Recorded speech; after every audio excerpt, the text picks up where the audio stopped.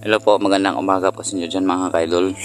Dito po ngayon ako sa ako sa Kawayan. Yung gagawin ko yung garden ko doon sa amin. Ay gagawin ko ng pakatayan yung ampalaya ko kasi sayang naman yung gulay natin pag hindi natin alagaan. Makatulong naman yan sa atin kahit na ganyan lang ang ating pananim ay makaulam rin tayo sa pagdating ng panahon. Kaya dito po ako sa yung mayari dito sa tinatrabuhan ko. Kaya kuha na lang po ko buwak-buwak na lang po ko ng kwayan kasi wala pa ako sa lubi ko mga idol. Diyan. Hindi pa ako nakatuloy ng linis doon kasi unahin ko muna yung palaya. Magapang na kasi talaga. Ito mga kadol, parang hidlo na kayo mga kadol. Linis-linis na. Noon dito ay ganun ka bagnot, ganun ka dumi. Kaya ngayon dito linis-linis na. So dito ang mga lubi ko mga idol, yung binigay ko sa akin. Ayan. So dito lang ako sa muna mga kaidol sa Kawayan ko mag video para may pang-upload naman ako mamaya mga kaidol. Kahit na ganito lang ang ating buhay mga kaidol at saka ganito lang magawa po natin sa vlog ay pang dagdag watch hour lang ito mga kaidol. Ginawa ko ito para may ma-upload ako mamaya. So ayan, pisahan ko na mga kaidol.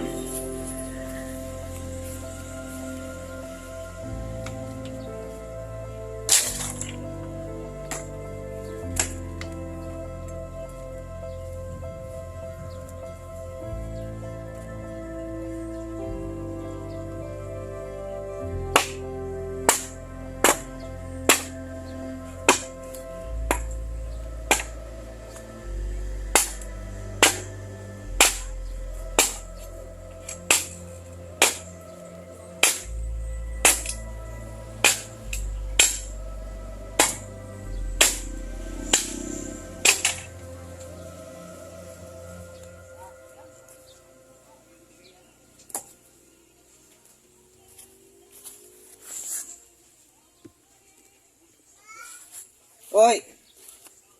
Amang ka!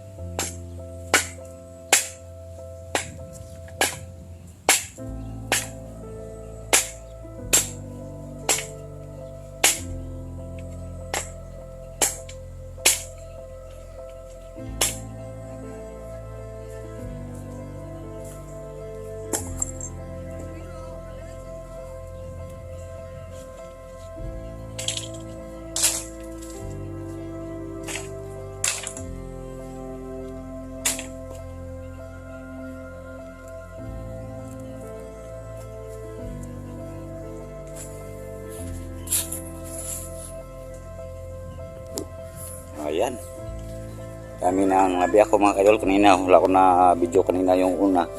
Kasi nag-charge pa muna ako. Ayan, saktong-sakto na siguro yan sa garden natin. So, yung mga seedlings na nagbigay po sa akin yan ay si Ma'am Juan Amantibuena. Yung apelido niya, Amantibuena. Siya po ang nagbigay po sa akin ng seedlings para makatanim po ako. Ma'am, maraming salamat po sa binigay pong tulong niyo sa amin. Kahit na yung mga binigay mo sa amin ay hindi po namin sinasayangan po kasi makatutulong yan sa atin. At saka healthy yun kasi tayo ang nagtanim, tayo rin ang kakain. Ayan, patuloy tayo pag maglilinis ng kawayan para hindi man tayo masugatan ito. Sobrang hait naman ito mga kaidol. Kaya lilinisan natin maayos para hindi tayo masugatan ito kasi napakasakit pag magsugatan tayo dito ng kawayan. Ayan.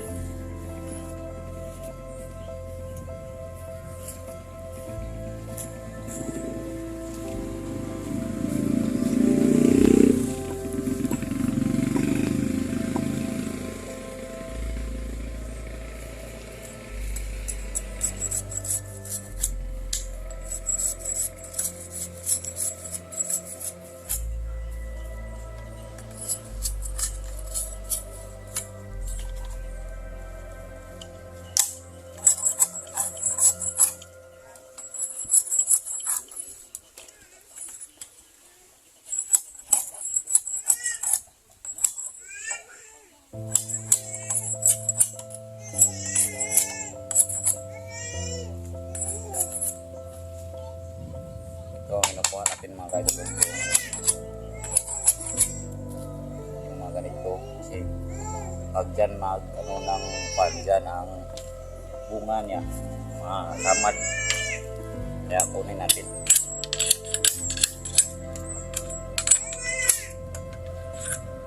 Ito yung mga ganito para pag magapang yung tanim natin para hindi ito masugatan, tutulin natin ito. Yan.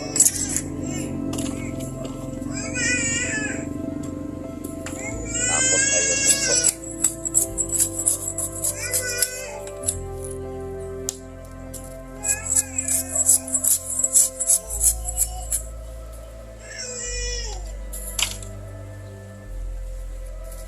At sa lahat ng mga followers natin dyan at viewers natin, no? Magandang umaga po sa inyong lahat dyan.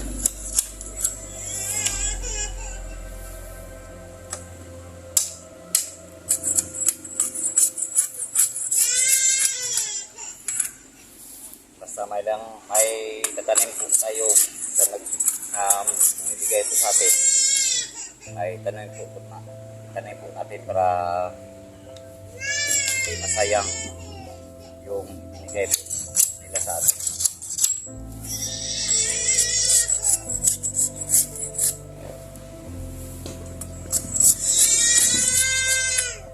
Mga bata ba?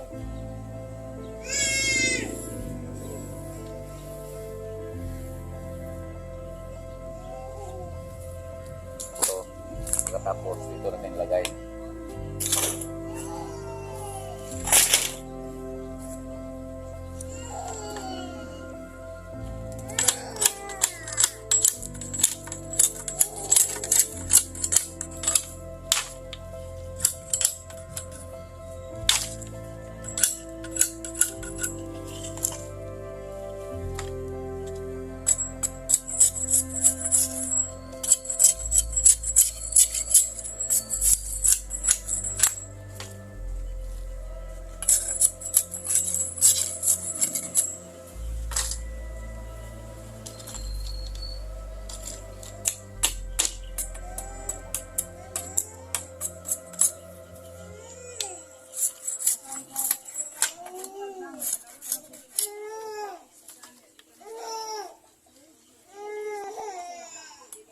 So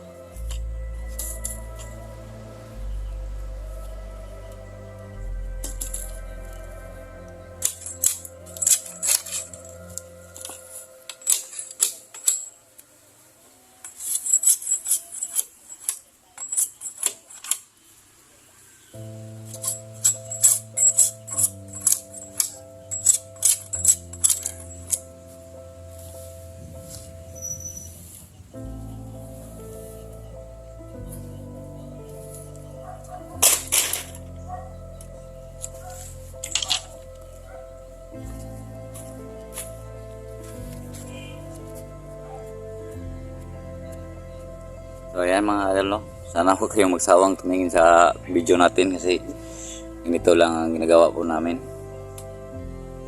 Sana hindi kayo magsawang tumingin kasi parang nakakatulogon tong video na ito eh.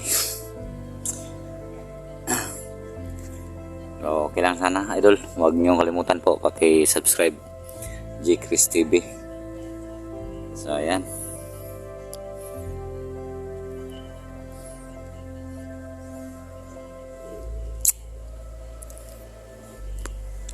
Yung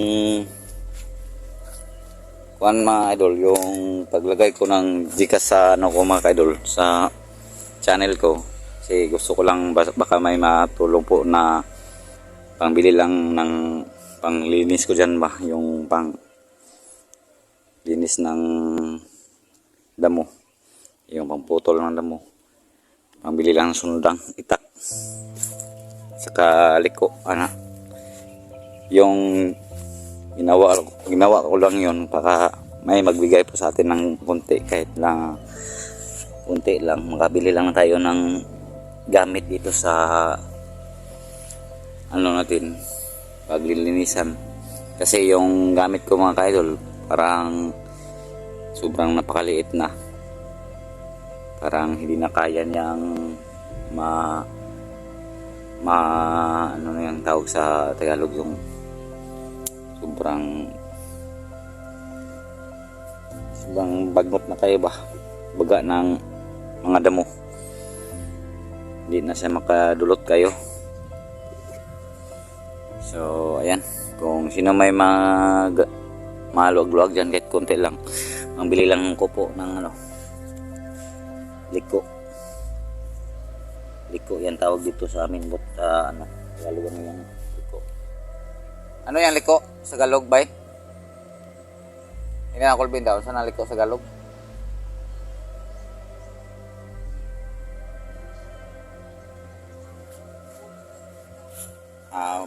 Bahala na, basta sila na bahala dyan.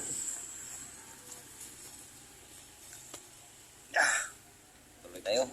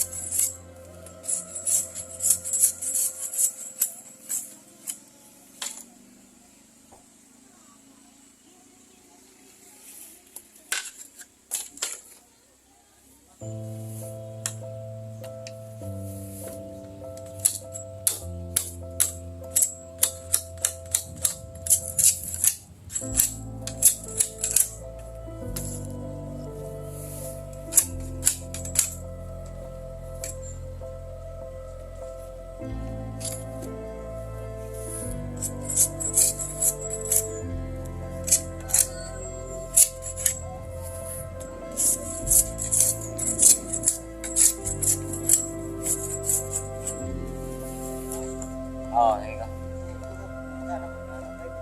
Oh. Oh. Mag-set ka lang ka? Balik ko na. Oh. Oh.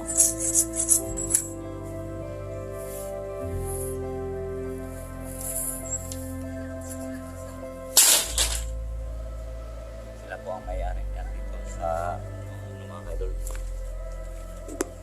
Yung dito sa tinarbahuan ko, sila po ang may-ari, yung dumaan sa kanina dito.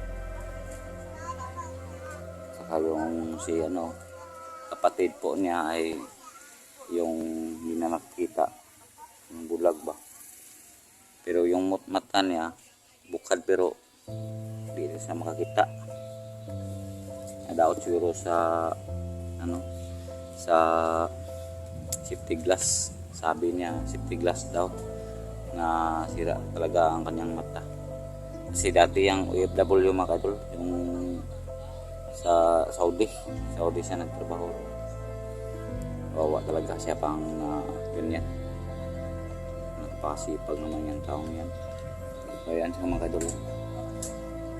Kawawa talaga. Lagi lang siyang ganyan.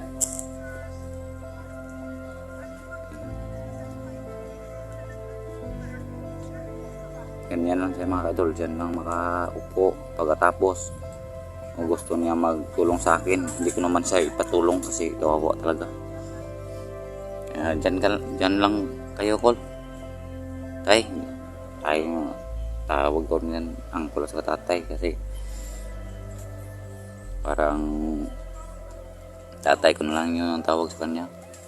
Sobrang bait talaga po nila dito kasi welcome po kami talaga sa kanila. Siya nga dito na lang kayo Ginos, trabaho. Anang imong nga pananom diha, nananom na diha. Kasi sayang man yung bakanting lupain diyan, walang tanim. Tanimin mo yan. At ayun, diyan. Tinanim ko mga buko diyan. At kinural ko muna. May kural. Para hindi makain ng kahit ano na pumasok. Para safety siya.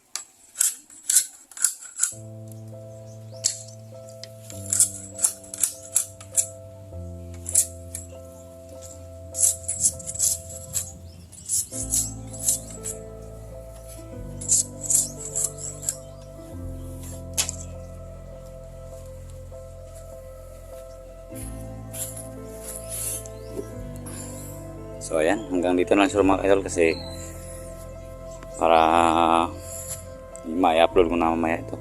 So maraming salamat po sa tingin nyo sa video ko, sa suporta. Maraming salamat po sa inyong lahat dyan. So hanggang dito lang. God bless you.